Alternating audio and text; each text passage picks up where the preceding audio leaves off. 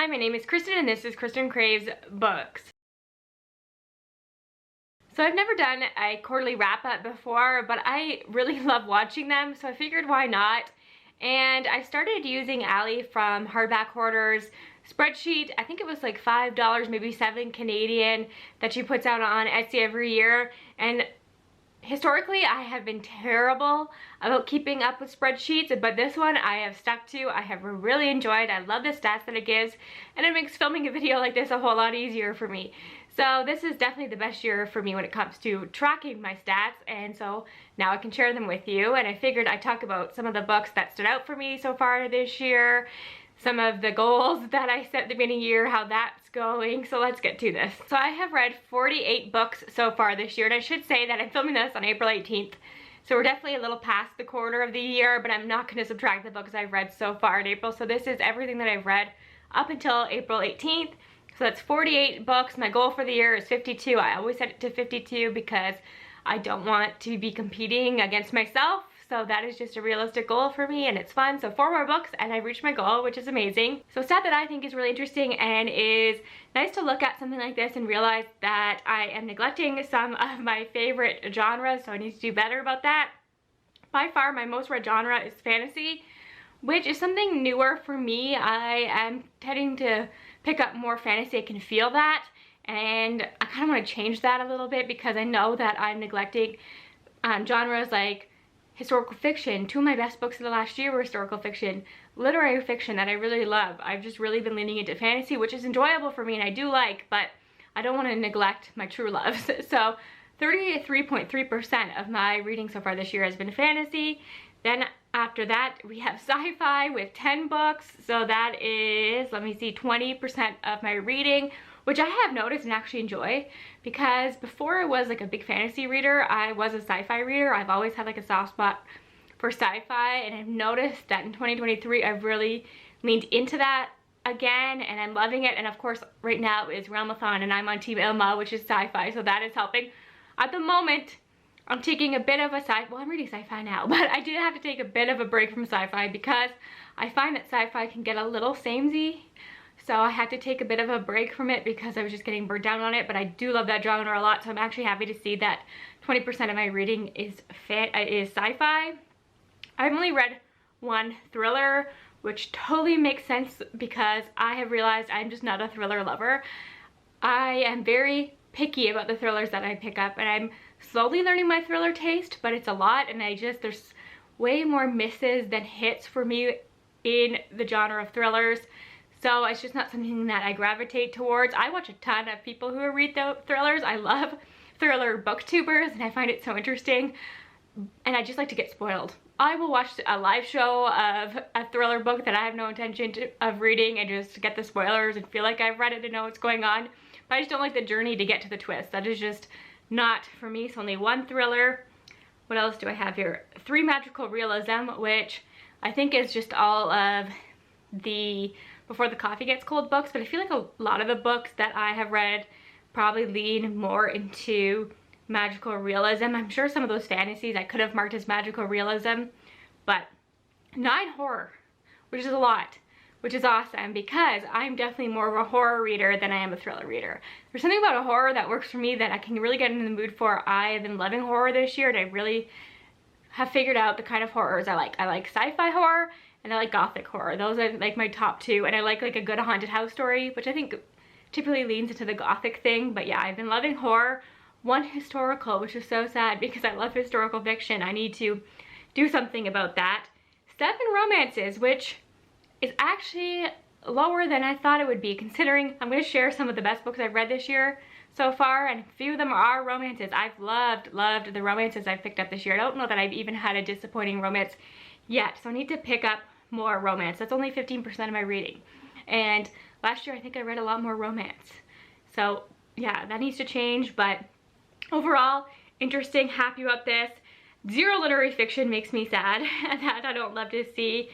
True crime, I usually read a couple true crimes this year. No nonfiction.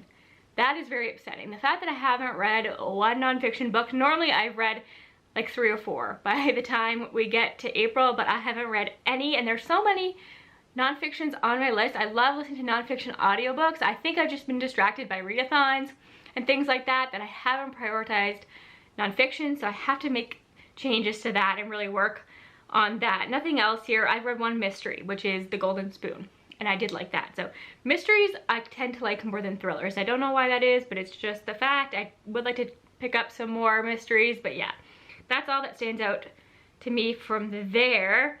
And then my ratings. So my average rating is a 3.86, which I think is pretty good. I have no 1 stars, no 1.5 stars, because I don't tend to finish books that I think are going to be 1.5 stars. And I don't talk about my DNFs. I don't even really mark them, and I said at the beginning of the year I was going to do that. I do want to get better about that, because the spreadsheet does have a place to mark DNFs, so I should do that, but I really don't. So I should share that, because I do find learning about DNFs and why somebody DNF'd a book is interesting, and sometimes I pick up books that somebody has DNF'd because of their reasons really appeal to me, so I need to work on that. I have 2 2 stars, 9 3 stars, 11 3.5 stars, 13 4 stars, 4 4.5 stars, and 9 5 stars, which I'm happy with. 9 5 stars feels good. And you know what's interesting? I was going through, and like some of my favorite books are in the 4 4.5 range. I can just realize they're not perfect books, but they are really memorable. So the fact that I have so many books between 4 and 5 stars makes me happy. So by far the largest category is 4 stars, which I think is probably true for a lot of us and is true every year for me. And yeah, I'm happy with this. So, and then source. So audiobook, ebook, physical, or a mixture. I have listened to 22 just audiobooks, which doesn't surprise me. That is almost half. But I feel like I always have an audiobook on the go. I just love audiobooks, and it's how I do the majority of my reading.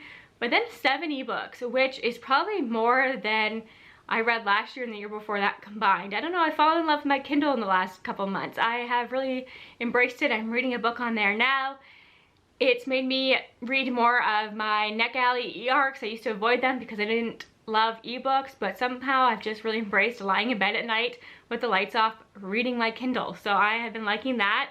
I've read 12 books just physically. I don't tend to get a lot of time to just sit down and read physically, and at nighttime I like to do it with the lights off with my Kindle. That's just my new thing. But 12 books is pretty good.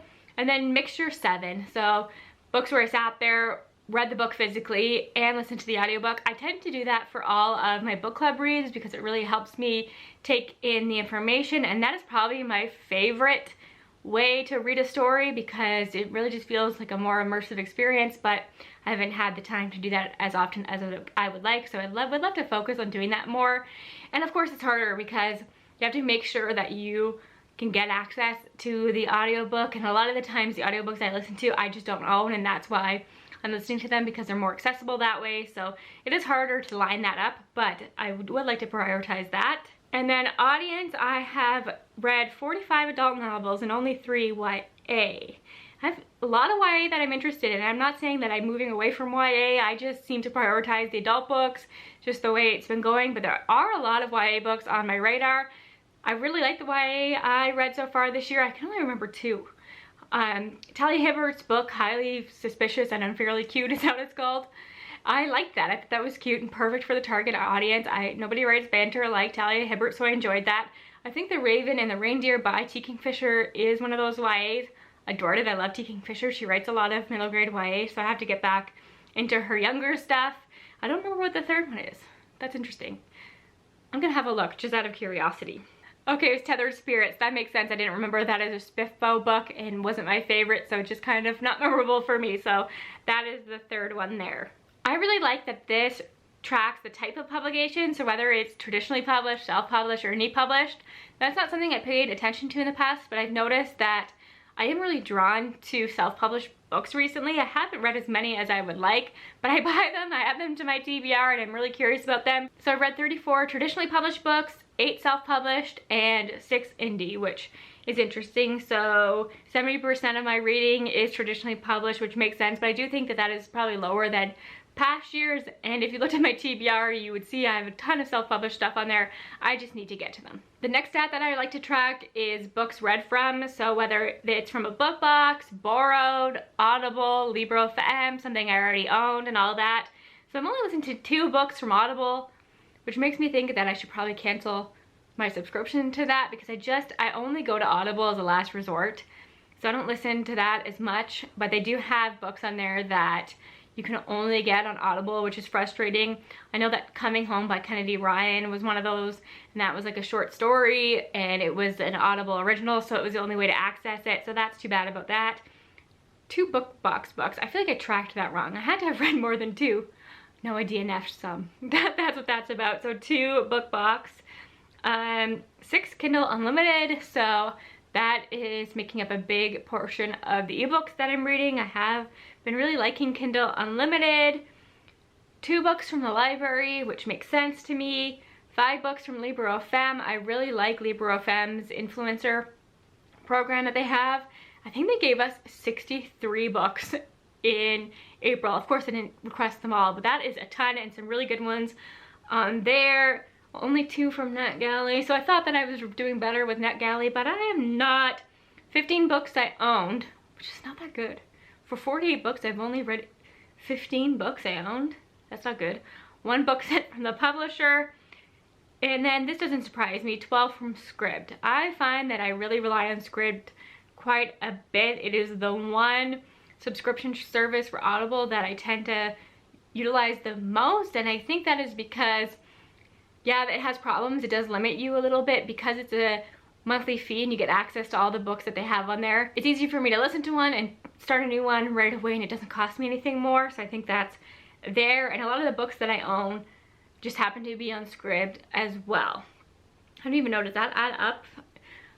Don't do the math here. I might have miscalculated some of these. You never know. I love stats in book form. Like, I love bookish stats, but I was not a stats nerd. I had to take stats for psychology in university. It was not my thing. I struggled through it, so it's not my cup of tea, but I do find it interesting.